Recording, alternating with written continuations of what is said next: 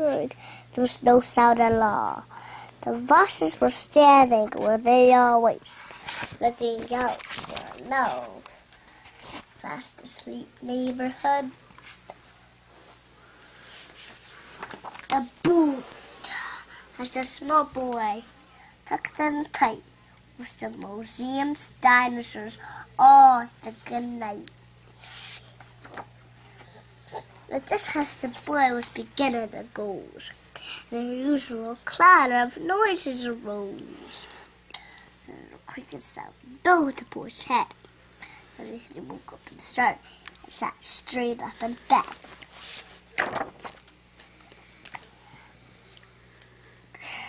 And the boy saw the dinosaurs were starting to sway. They saw that the dinosaurs' bodies were growing anew. As the boy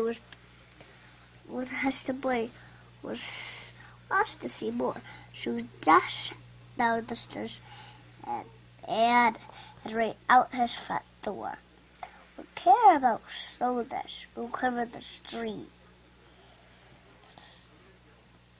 And then the boy saw the museum unlocked, so he raced to the dinosaur floor. And then he stopped. On a roof full of beasts, a million of years and nothing to eat. Find a small bite-sized boy, so delicious a sight.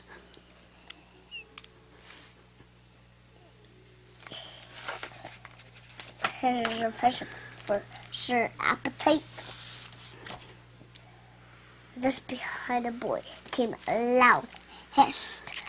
A large toothy mouth seized the boy with a kiss.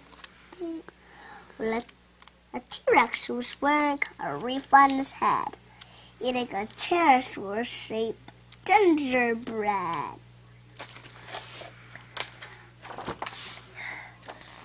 With a pat on the back and a tip of eggnog, with the dinosaurs danced, and as they danced around the fire, singing holiday songs in a newly choir.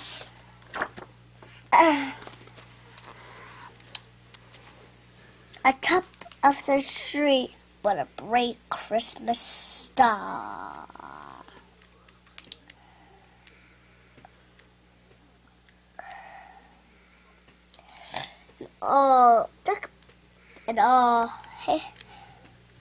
The bells were dressed up in holly.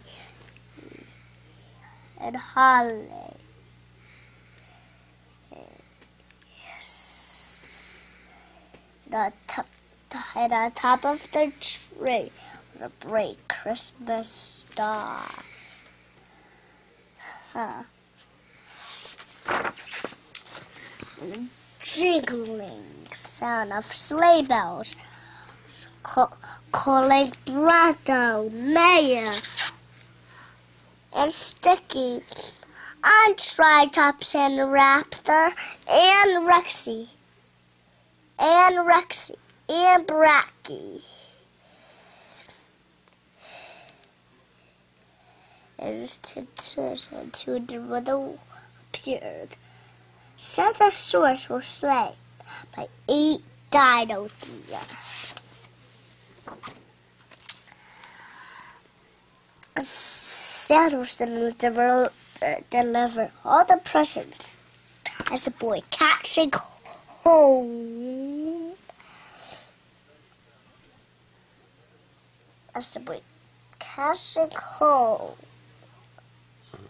Good.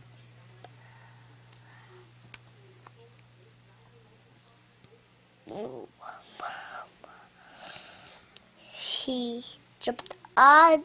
He was on the back of the sled. And then the boy waving as the Santa all over town. And Santa said, "There's a dinosaur ball, and every Christmas night."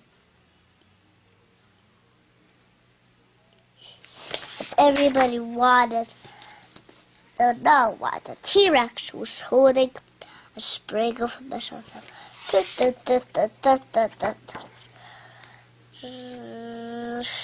The end? Yeah. Good job, buddy. Wow, you're good. Thanks, Dad.